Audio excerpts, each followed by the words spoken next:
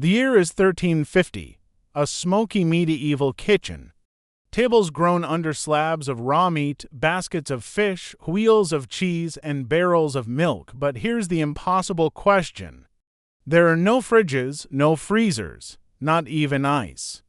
And outside, the summer heat is enough to rot fresh meat in just a day.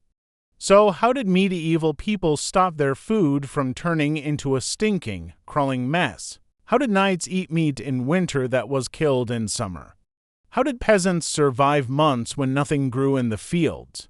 And what disgusting tricks did they use to keep food from spoiling, tricks you probably wouldn't dare try today?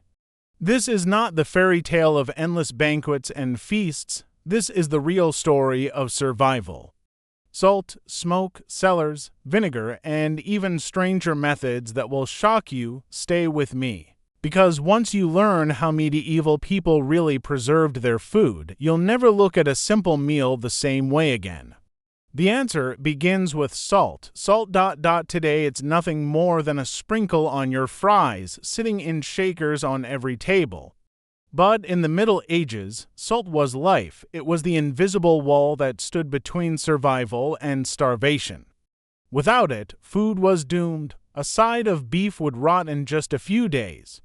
Fish caught at sunrise would stink by sunset. A family with no salt was a family staring death in the face when winter came.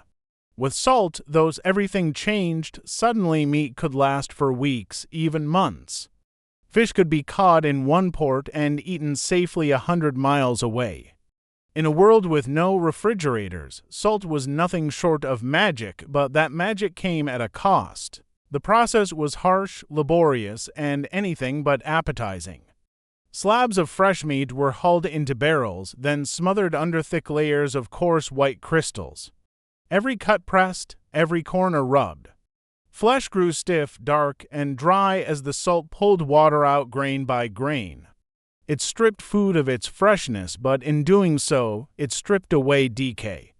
A pig slaughtered in October could still be eaten in February. A barrel of herring salted at the docks of the North Sea could sail across kingdoms and feed entire garrisons. Two peasants, it felt like a miracle. Two rulers, it was power. Salt was more than food, it was wealth. It was white gold. Kings demanded taxes on it. Merchants built empires trading it. Wars were fought because of it. In places like Lüneburg in Germany or the great salt mines of Poland, cities rose to power on salt alone. Even across the Sahara, caravans marched with salt bars traded pound for pound with gold. But for the families huddled in small villages, salt wasn't treasure. It was dinner.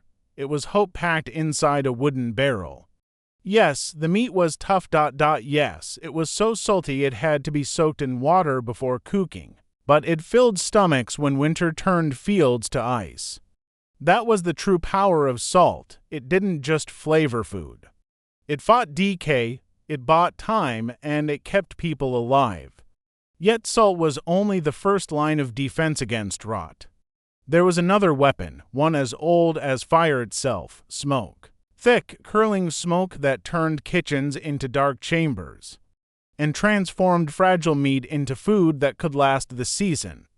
If salt was the first weapon against rot, the second was fire, and with fire came smoke. Step into a medieval village and you'll smell it long before you see it: thick, curling smoke rising from chimneys, seeping from barns, filling the air with a bitter, almost sweet tang. This was not just the smell of dinner cooking. It was the smell of preservation, the smell of survival. After meat was rubbed with salt, it was often hung above a fire in a smoky chamber.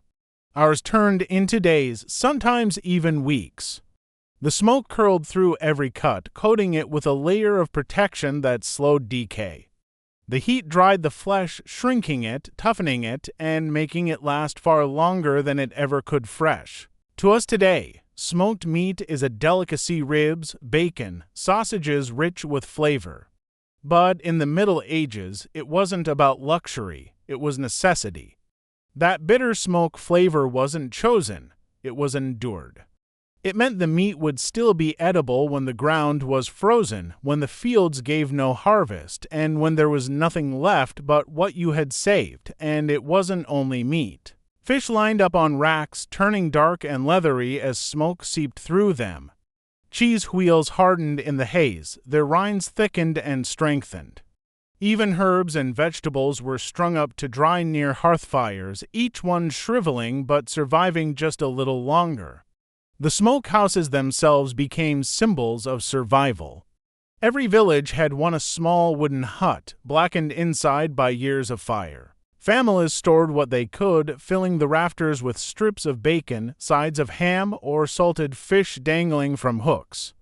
It wasn't pretty, it wasn't clean, but it was life. And when the nights grew colder, when food became scarce, villagers would slice into that dark, smoky meat. It was hard, it was chewy. It sometimes tasted more of fire than food, but it kept hunger away. Salt fought rot, smoke slowed decay, and together they built the foundation of medieval survival. But salt and smoke weren't the only answers. For some foods, people turned not to fire, but to the earth itself, deep, cool, and hidden away. Salt and smoke could keep meat and fish alive for months. But what about milk? What about fruit, vegetables, or barrels of ale? For those, medieval people turned to the earth itself. Beneath castles, monasteries, and even the humblest village homes, there were cellars dark, damp chambers dug into the soil. These weren't built for luxury. They were built for survival. The earth was cooler than the summer sun, and in those shadows, food could last far longer than it ever could above ground. Picture it, rows of barrels lined against stone walls, sweating in the chill air. Sacks of grain stacked high, safe from sunlight. Crocks filled with butter or cheese, sealed tight with wax or fat. Apples laid out carefully, one by one, on straw, their sweet smell filling the chamber. It wasn't abundance. It was insurance against hunger. These cellars weren't silent, drips echoed from the ceiling. The air was heavy with damp stone and mold. Rats often found their way inside, gnawing at sacks of grain. But for all their flaws, cellars worked. They bought time precious days, weeks, even months when a family could survive on what was stored beneath their feet. In larger estates, there were whole networks of storage. Monasteries kept vast underground rooms packed with casks of ale, wheels of cheese, and salted fish. Castles had deep, vaulted larders where servants checked stocks daily, rationing food carefully so nothing ran out too soon. For the rich, this meant security. For peasants, it meant survival through winter if the harvest had been good enough to fill their small pits and holes in the ground. But cellars were more than just storage. They were symbols of foresight. If your cellar was empty, your family would starve. If it was full, you had hope. The earth itself became a refrigerator, cool, steady, reliable. It was a silent ally in the endless battle against rot, salt-preserved, smoke-hardened. And cellars gave shelter.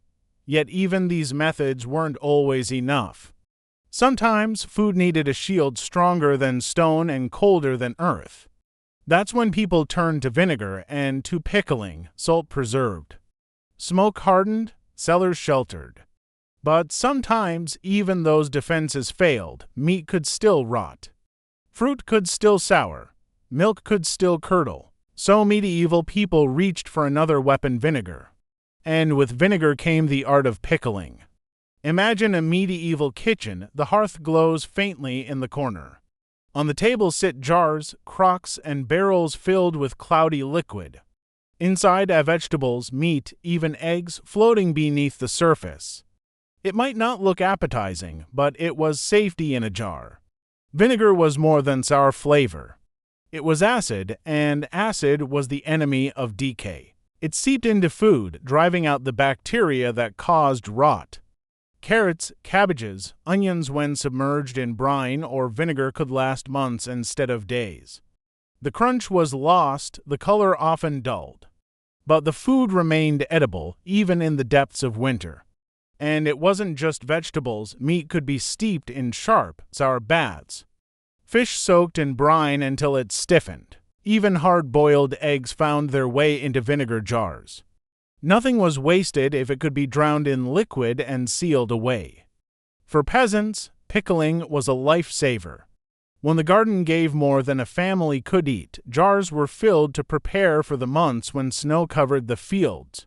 For soldiers, pickled food meant rations that could march with them, sour but safe.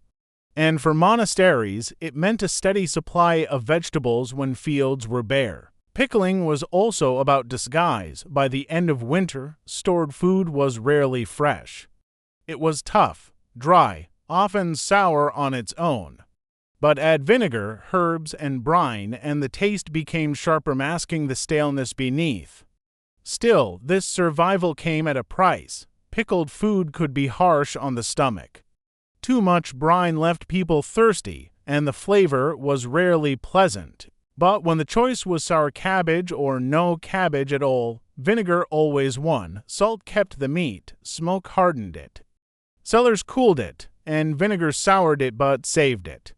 And yet, there was still one more way to fight spoilage, not with barrels, not with jars, but with heat, air, and the drying power of the sun, salt, smoke, vinegar. All powerful tools in the fight against decay. But long before barrels of brine or jars of pickles, people looked upward to the sun. Drying food was one of the oldest, simplest, and most reliable methods of preservation. No cellars, no vinegar, just heat and air. The sun itself became a silent guardian of survival. Picture a medieval village in late summer. Wooden racks lined with strips of meat, thin and red, glistening in the light. Nets of fish spread wide, drying in the breeze. Herbs tied in bunches, swaying from cottage beams, their fragrance filling the air. Everywhere food was shrinking, shriveling, toughening, becoming less appetizing, perhaps. But far more durable. The process was slow but steady. Moisture, the very fuel for rot, was drawn out grain by grain. Meat grew hard, almost leathery. Fish stiffened until it could snap in a man's hand. Vegetables shrank into wrinkled versions of themselves. But in this smaller, drier form, food could last for weeks, sometimes months. In coastal towns, sailors depended on dried fish, caught especially, carried across seas. For soldiers, dried meat was an invaluable ration light to carry, resistant to spoilage. In monasteries, herbs and fruits were dried for both meals and medicine, packed carefully in cloth or hung in cool halls. Every layer of society, from peasants to lords, relied on drying as one of the cheapest and most accessible forms of preservation. Of course, it wasn't perfect. Dried food was tough, often needing to be boiled back into softness before it could be eaten. It lacked the richness of fresh meat or ripe fruit. But it carried one priceless quality: time enough to survive the lean season, time enough to endure until the next harvest.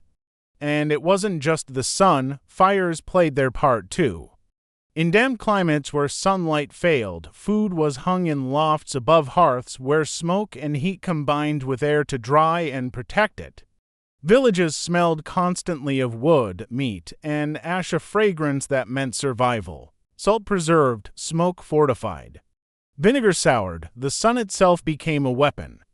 But drying was not always enough. There were enemies it could not hold back: pests, rats, mold. To fight those, people turned to something darker, stronger: spices, oils, even honey. The sun could dry, the smoke could harden. But still, food faced enemies it could not escape: rats, mold, flies, and the slow sourness of time. So medieval people turned to nature's own weapons: spices, herbs, and honey. In the great halls of kings and the kitchens of monasteries, food was not only stored, it was guarded with flavor. Cinnamon, cloves, pepper, nutmeg, and ginger, carried from the east on dangerous trade routes, became more than taste, they were medicine against decay. Sprinkled over meat, rubbed into cuts, or steeped into sauces, these spices slowed the rot and disguised the staleness that remained. They were expensive, worth more than gold at times, but even a pinch could stretch the life of food. Closer to home, herbs were the common man's defense. Rosemary, thyme, sage, and mint were stuffed into sausages, packed into storage jars, or hung inside smokehouses. Their oils seeped into the flesh, warding off insects and lending sharp flavors that masked the sour tang of age. Even onions and garlic, strong and biting, became guardians of the table. Not just seasonings, but shields. And then there was honey. Golden, sticky, eternal, a food that never spoiled. Honey was poured over fruits, sealing them in sweetness. It glazed meats, coating them in a layer that kept out air and time. In monasteries, honey was a treasure kept in jars as both medicine and preservation. For peasants, it was rarer, but when they had it, they used it with reverence. Every drop meant safety. Of course, these methods weren't perfect. Spices couldn't stop decay forever. Honey was costly. Herbs gave protection, but never permanence. Yet they extended food's life long enough to bridge the gap between harvests, to endure the dark months when fields lay bare. And so, flavor itself became survival, not just to please the tongue, but to guard the body. Every bite carried not only taste, but the story of a fight against hunger, salt preserved, smoke protected. Cellars cooled, vinegar soured, the sun dried. And herbs, spices, and honey sweetened survival, but food was not safe yet. Even preserved food could still attract pests, rats, beetles, and worse. To defend against those, people needed walls, jars, and clever tricks of storage. Salt could dry the meat, smoke could harden the fish. Honey could seal the fruit, but even preserved food had enemies that never stopped coming: rats, mice, beetles, and worms. If hunger was one foe, pests were another. And so medieval people fought them not with swords, but with barrels, jars, and clever tricks of storage. Picture a medieval cellar. It is dark, damp, and filled with the sound of scurrying. Rats, bold as soldiers, slip through cracks in the stone. Their noses twitch at the scent of grain, their claws scratch at sacks of flour. For every loaf of bread on the table above, dozens of hungry mouths below waited for their share. The answer: containers, barrels sealed with pitch. Clay jars, heavy and thick, with lids pressed tight. Wooden chests, iron-banded, too strong for small teeth to gnaw through. Inside these, food lasted longer, not only safe from rot, but hidden from the creatures that fed on scraps. Grain was especially precious. A family's winter survival could depend on a single harvest. So grain was stored in great wooden bins, sometimes even underground pits lined with clay or straw. Every few weeks, someone would check, turning it, moving it, making sure no worms had begun to breed inside. In monasteries and castles, servants patrolled storerooms, setting traps for rats or keeping cats that earned their keep by hunting vermin. The sight of a cat prowling in a kitchen wasn't luxury, it was necessity. Without cats, pests could eat more than humans ever would. And then there were tricks: hanging meat high from beams, sealing cheese under layers of wax or fat, even scattering strong herbs like mint or lavender to keep insects at bay. Each method small, imperfect, but together they bought survival. Still, despite all efforts, loss was certain. No family, no lord, no monastery escaped spoilage. Every winter, rats claimed their share. Every spring, barrels revealed grain gone bad. But with containers, with jars and cats and vigilance, enough was saved, enough to last, enough to live. Salt, smoke, vinegar, sun, honey, jars, each played its part. But food was not only about survival, it was about the seasons. And for that, people turned to something older than all of them: the harvest cycle itself. Barrels, jars, and cats could defend food from pests. But there was another truth: every medieval family knew food was never endless.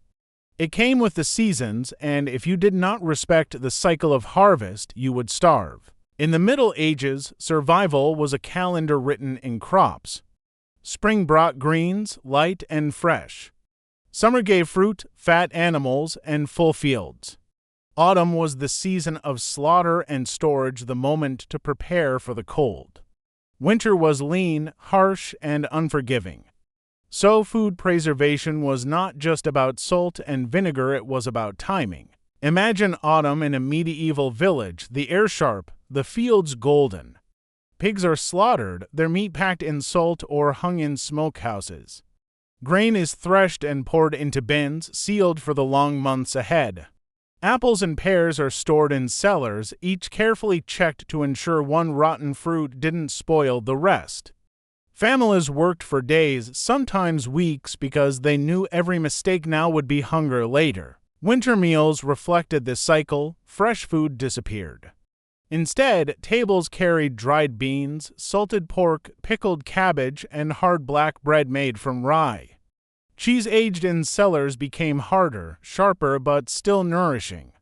Ale brewed from summer's grain was drunk through the dark months, safer than water. Every bite was a reminder of seasons past, summer's bounty transformed for survival. And then, spring returned, fresh greens like leeks and nettles pushed through the soil.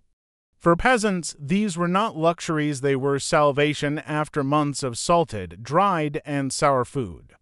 A bowl of fresh pottage with spring herbs was as rich as any king's feast. The cycle never stopped. Every season, people stored, saved, and sacrificed.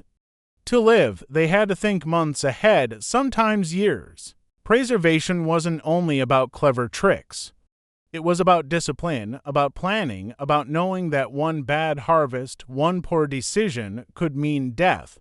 Salt, smoke, vinegar, honey, jars, and seasons all worked together. But even these methods were not foolproof. Sometimes food ran out before spring. Sometimes nothing was left but hunger. And in those desperate moments, medieval people turned to their last, darkest options. Salt, smoke, vinegar, honey, jars, barrels, and seasons. All of these could stretch food, but never forever. And when supplies ran out before spring, when the cellars were bare and the fields still frozen, medieval people faced their harshest teacher, desperation. In those moments, survival meant eating what was never meant to be eaten. Famine foods, they called them, last resorts that kept life clinging on when everything else was gone. Picture a village in February. Snow lies heavy. The smokehouse is empty. The last barrel of grain has been scraped clean. Children cry with hunger, and men stare at fields still hard as stone. What's left? Bark stripped from trees, ground into powder, mixed with rye to make a bitter, barely edible bread. Roots dug from frozen earth, nettles, thistles, even weeds, boiled into thin soups. Acorns roasted, crushed, and blended into flour, though their bitterness twisted the stomach. Even animals that were never eaten in better times, dogs, horses, rats, suddenly became food. The hunger was so sharp that shame fell silent. Some turned to carrion meat already spoiled, cutting away mold and praying the rest wouldn't kill them. In chronicles of great famines, stories appear of families eating leather straps, belts, even boiled shoe soles softened in water. Desperation had no dignity. The body weakened with every bite of these famine foods. Bellies filled, but strength did not return. Children shrank, elders wasted away.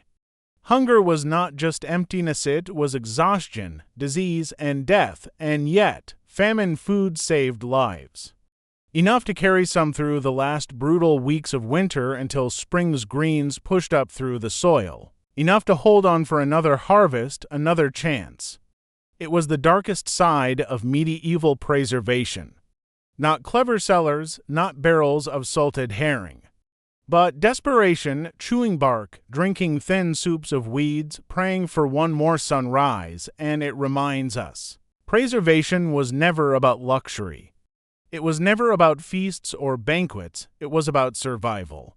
A brutal, unrelenting fight against time, hunger, and death itself. Every loaf of bread, every strip of salted pork, every jar of sour cabbage in a cellar was more than food. It was survival. Medieval life was not measured in feasts and banquets as the paintings and legends often suggest.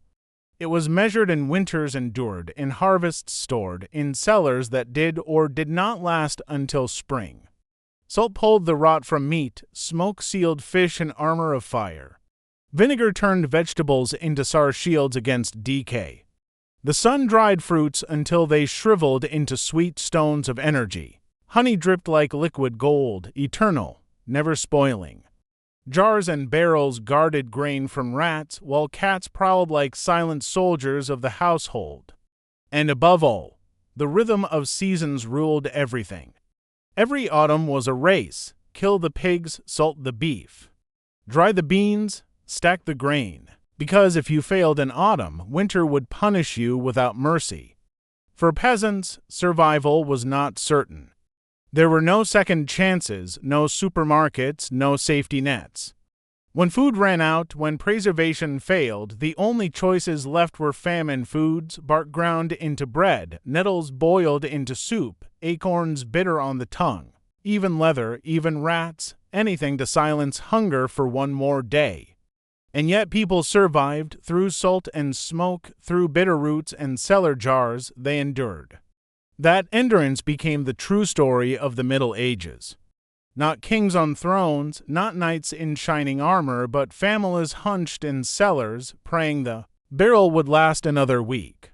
It was never about luxury. It was never about comfort. It was always about survival against time, against cold, against hunger, against death itself.